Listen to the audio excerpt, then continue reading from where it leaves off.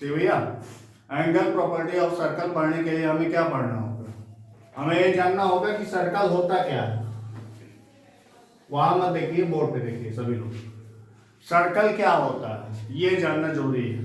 तो किसी fixed point से अगर किसी पॉइंट की लोकेशन बदल नहीं रही है, वो चेंज नहीं हो रही है किसी फिक्स्ड पॉइंट से, वो सारे पॉइंट किसी फिक्स पॉइंट्स के अराउंड, वो सारे पॉइंट जो इक्वल डिस्टेंस पे हैं, इक्वी डिस्टेंट हैं, उन्हें क्या कहेंगे? वो फॉर्म करेंगे एक सर्कल का, एक सर्कल का। और वो इक्वल डिस्टेंस जो बन रहा था उसे क्या कहा गया था? रेडियस कहा गया था। रेडियस कहा गया था। तो ये सर्कल का रेडियस मान लीजिए r है।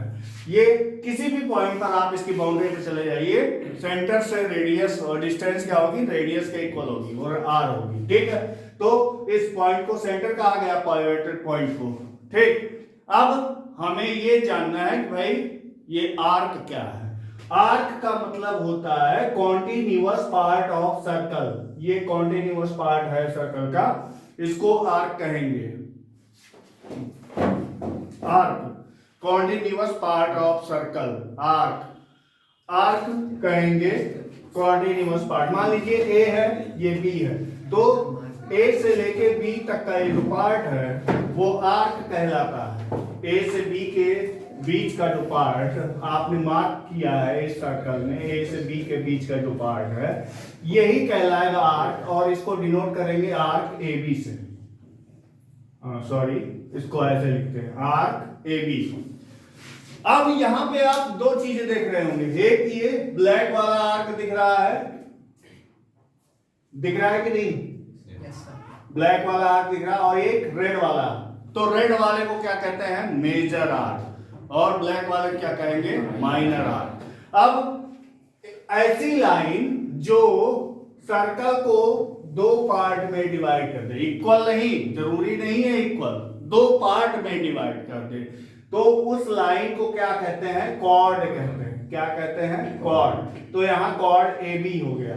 अब कॉर्ड और आर्क के बीच का जो रीजन होता है, कॉर्ड और आर्क के बीच का जो रीजन होता है, इसको कहा जाता है सेगमेंट। क्या कहते हैं? सेगमेंट। सेगमेंट ये छोटा वाला है, ऊपर वाला बड़ा segment, major segment, minor segment.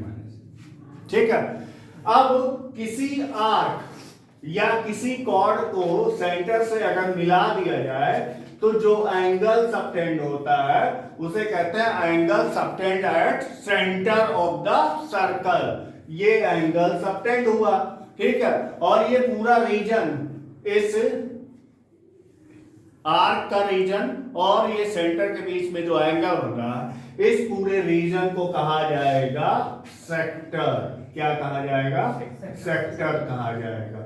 अब ये सेक्टर हो गया, सेगमेंट हो गया, आर्क हो गया, सब कुछ आप जान गए। एक उसके बारे में क्या कहते हैं? सर्कल के बारे में। सर्कमफेरेंस क्या होता है? पूरा boundary of circle is known as circumference. Boundary पता चल गई तो सर्कमफेरेंस भी पता चल जाएगा। अब यहां पे कुछ थ्योरम्स की बात करेंगे। अगर आपको थ्योरम पता होगा तो ये एंगल प्रॉपर्टी चैप्टर 3 जो आपका है ये क्लियर हो जाएगा, एंगल प्रॉपर्टी ऑफ सर्कल। तो आप बेसिक चीजें जान चुके हैं। मान लीजिए एक सर्कल है, यहां पे ये सेंटर है O, एक एंगल कोई बन रहा है ऐसे ही, मान लीजिए AOB एंगल बन रहा है। अगर इसी कॉर्ड से, AB कॉर्ड से सेंटर पर जो एंगल बन रहा है, इसी कॉर्ड से पेरीफेरी पे, सर्कमफेरेंस पे एंगल बनाए, तो वो एंगल, मान लीजिए इस पॉइंट को M, वो एंगल हमेशा सेंटर वाले एंगल का आधा होगा। सेंटर वाला एंगल सर्कमफेरेंस पे बने एंगल का दूना होता है, तो इसका मतलब हुआ कि सेंटर वाले एंगल का आधा सर्कमफेरेंस वाला एंगल होगा। मतलब ये कहना क्या चाह रहा है? ये कहना चाह रहा है AMB is equal to half AOB, angle AOB। ये बन गया आपका थ्योरम, पहला थ्योरम। इससे आप जानेंगे कि अगर सेम कॉर्ड से या सेम आर्क से सेंटर पर एंगल बना रहे हैं और बाउंड्री पे एंगल बना रहे हैं तो सेंटर पे बना एंगल बाउंड्री पे बने एंगल का दुगुना होता है, बाउंड्री पे बने एंगल का 2 गुना होता है। इस चीज को याद रखेंगे तो ये कई सवालों को, कई क्वेश्चंस को सॉल्व करने में आपकी हेल्प करेगा, मदद करेगा। ठीक है, आगे बढ़ते हैं। तो मान लीजिए यहां पर अब इसी थ्योरम से देखिए हम एक नया थ्योरम निकाल सकते हैं। यहां से AB से सेंटर पे एंगल AOB बन रहा है और पेरीफेरी पे एक एंगल AMN बन रहा है। एक और एंगल दूसरी जगह बनाते हैं इसी AB से, ANB और ANM क्या दोनों इक्वल होंगे कि नहीं होंगे? देखिए भाई ANM भी AOB का आधा होगा और AMN भी AOB का आधा होगा। दोनों एक ही एंगल के आधे हैं तो इसका मतलब 2 पार्ट अगर किसी एक पार्ट के हाफ के इक्वल है तो मतलब आपस में भी वो दोनों क्या होने चाहिए? इक्वल होने चाहिए। तो हमें पता चला कि सेम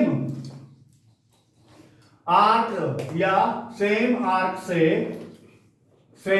से बने